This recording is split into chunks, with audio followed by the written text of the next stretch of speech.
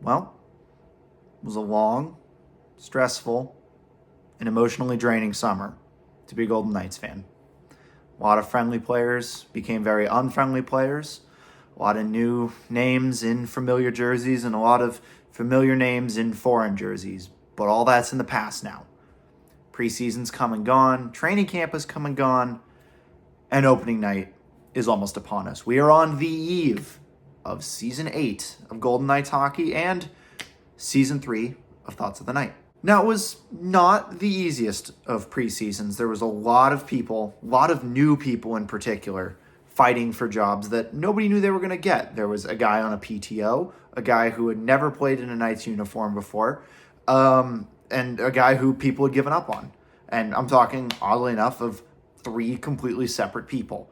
And honestly, we could even extend this list to 4 new people, but we're going to get there when we talk about the projected opening night roster for the Golden Knights. But first, let's take a quick little look back at the preseason. Started off well, beat the Sharks. Then it didn't go well. Lost to the Kings. And then win over Utah, win over Colorado, loss to the Avalanche, and then, of course, that last game against the Sharks. But let's be honest, we don't really talk about that game. And here we are. We learned a lot. We learned that we have incredible goaltending depth as an organization, which is great. We learned that we have got pretty good forward depth, which is to be figured. And we learned that we have 8 passable and serviceable NHL defensemen, which is even better. But there's one more thing that we need to change to show that it's the end of the preseason and we're moving on to the regular season. Got to take care of this. It's no longer practice time. It's time to do this for real. So, one moment. Here we go. It feels good to dust off this jersey. I've missed this. I've also missed the optimistic personality that comes with shiny reflective gold jersey. Now, this is the Adidas one. No way in hell I'm buying the Fanatics one. You will not see me dead in a Fanatics jersey. I don't even care. But yeah, we're on the eve of the regular season starting. Campaign number 8. And the first time in a hot minute, about a year, since the Golden Knights have entered a season not being the reigning Stanley Cup champions. That dubious honor goes to the Panthers, and while I have mixed feelings about that, they beat the Oilers, and so that kind of balances out. On the weird topic of the Oilers, I guess we're just going to jump right into the bit of news that broke in the last 24 hours, is we claimed one of their players off waivers, and that player might be on the ice opening night. I think it's Raphael Lavoie, a player I knew was a good player in the minor leagues for the Oilers. He was sent down on waivers and he didn't clear. Fortunately for the Golden Knights, a lot of their players that they sent down did clear, primarily Jonas Rondbjerg and Tanner Laczynski. Now, Zach Aston Reese was claimed by the Blue Jackets, and that one I kind of saw coming, but I'm happy that the other 2 got down because they weren't waiver protected. Also, now that Lavoie has joined the team, Brisson had to get sent down to the AHL, and William Karlsson's going to start the year on IR. So that's not great. But what is interesting is that we got to steal something from the Oilers. First, we stole the ring off their finger 2 years ago when everybody was calling them the winner, and we got to damper a little of their expectation because I'm sure it doesn't come as any surprise. Every single sports writer has the Oilers winning this year except for like 3. So, it's just going to be one of those years again, which is going to be great to be a fan of another Pacific Division team. But it's okay. It's okay.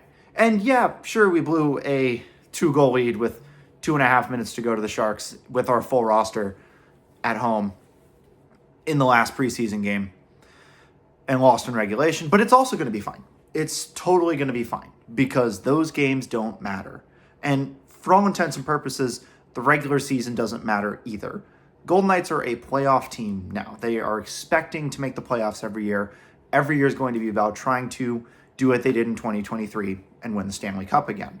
And honestly, I think this roster may be in a good spot to do it. I've talked about this on my podcast, and I think the newest episode where I really go into detail about this will be going up around the same time that this episode is. And so if you haven't checked that out, go take a listen. Me and a Wild fan get going back and forth, and it's a really good time. And it is tough to share a city with a hockey team that I don't particularly like, but it is what it is.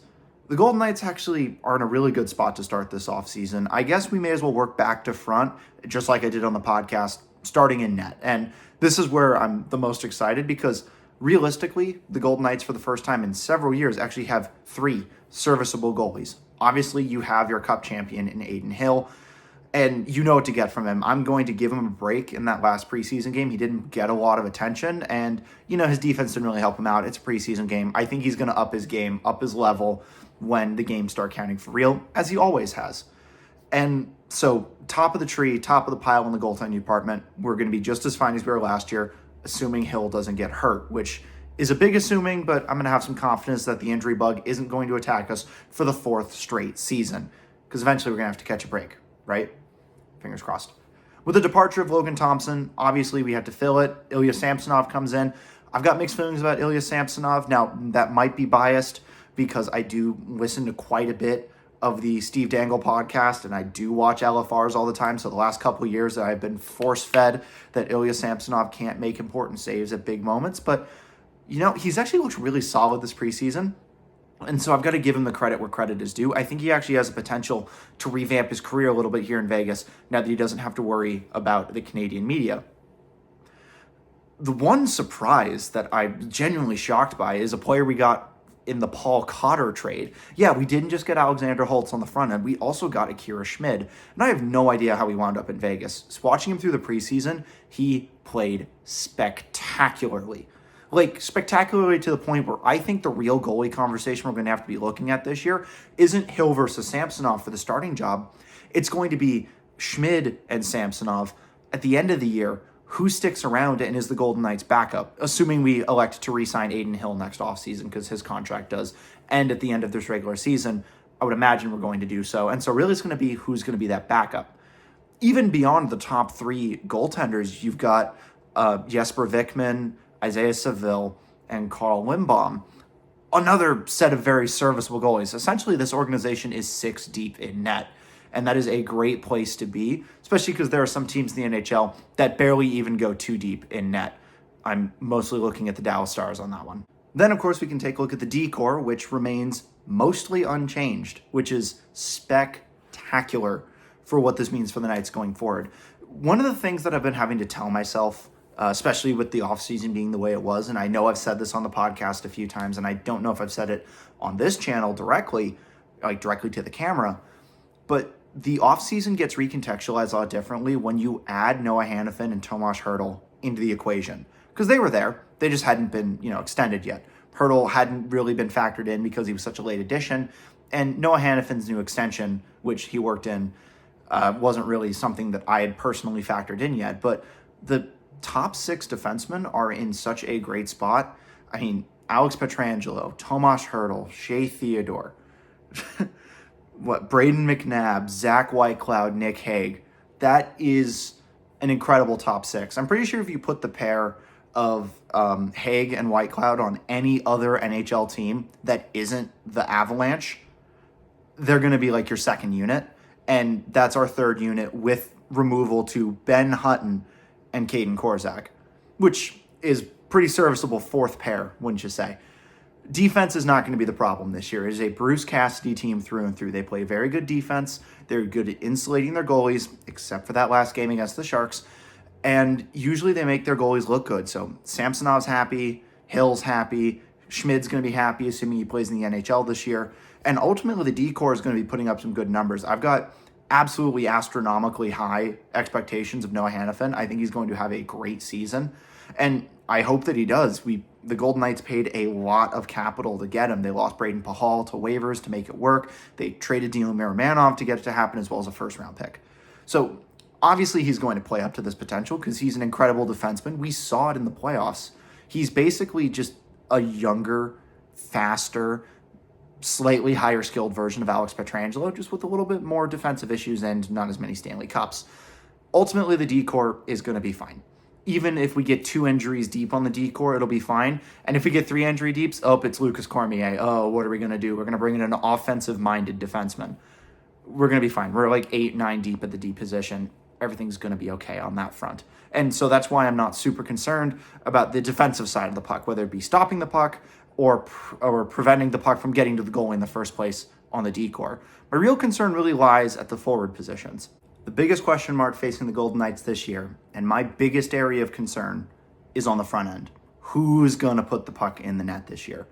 You've got to replace Jonathan Marchessault's goal output from last year, where he almost tied the franchise record in goals for a single year.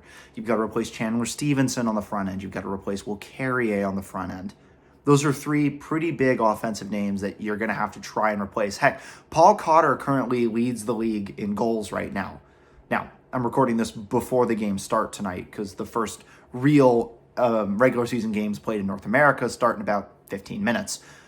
But Paul Cotter, I'm going to say that again, Paul Cotter leads the league in goals. And so there are goals that the Knights are going to have to replace on the front end. And we look in at who the Knights have brought in to fill in these spots. Jonathan Marchessault's spot is now occupied by Victor Olofsson. So there's that. Now, I know he's got incredible chemistry with Jack Eichel from when they were in Buffalo. And yeah, the line of Stone, Eichel, and Olofsson looked really, really good in that last preseason game against the Sharks.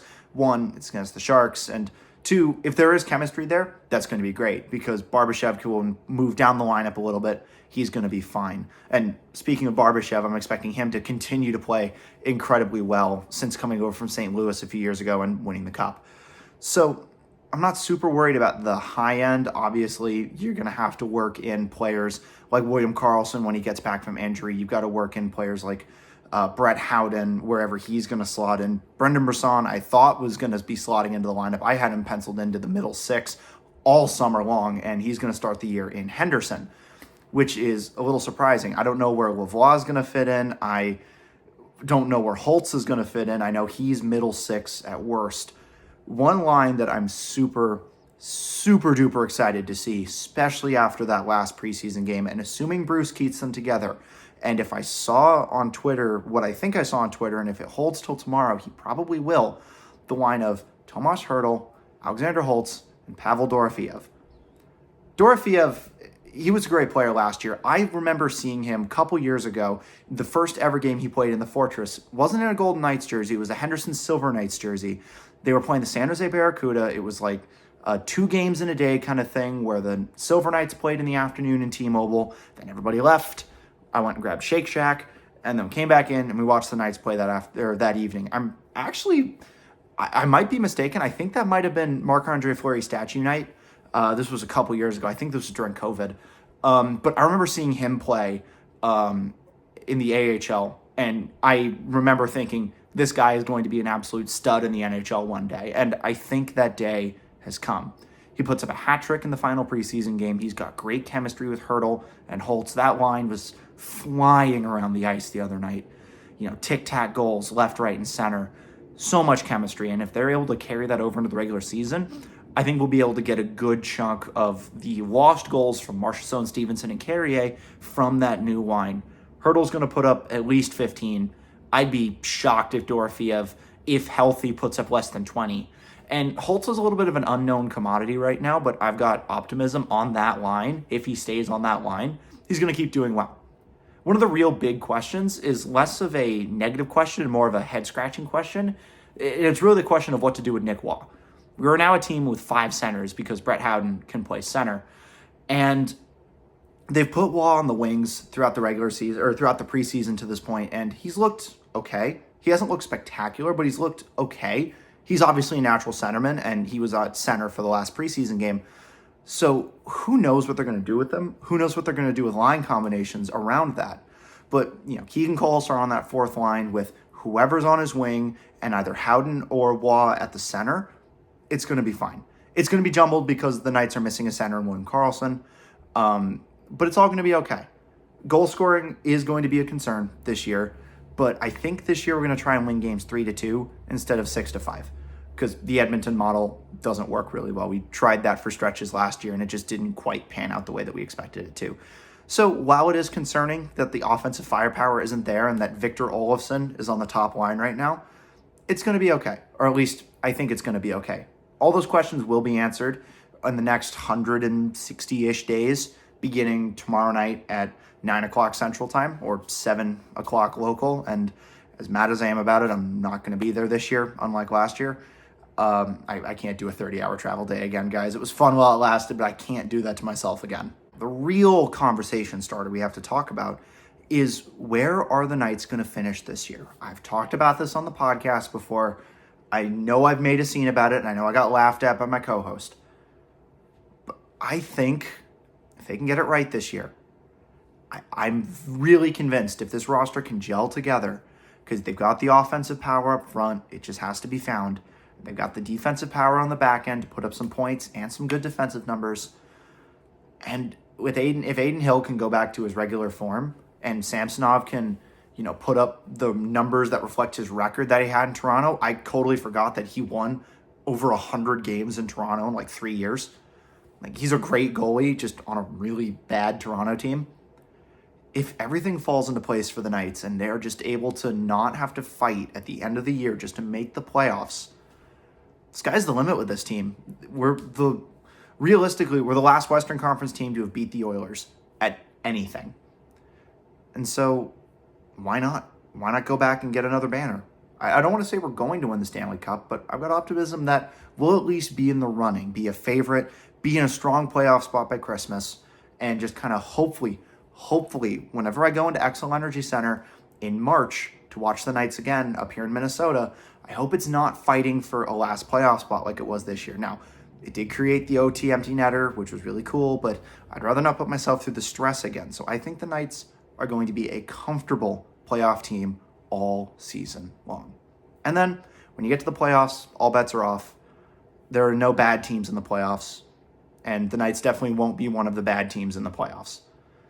So why not dream? Why not aim for the stars? Why not try and win the second Stanley Cup in 3 years? So that's my prediction. The Knights will win the Stanley Cup in 2025. So, bold predictions? We like bold predictions here. That's my bold prediction. With that being said, thank you for watching. I could not be any more excited to get this regular season underway, get it going, finally have some meaningful hockey to watch on an almost every other night basis. Because honestly, I'm getting tired of watching baseball, and football is just starting to frustrate me. I want to get back to the fastest sport on ice, and maybe I'll learn a thing or two, help me out in my goalie career. Who knows? Hill's a good teacher, I would imagine. So, thank you for watching. I'll catch you guys in the next one. Like it if you enjoyed the video. Subscribe if you really enjoyed it. It's time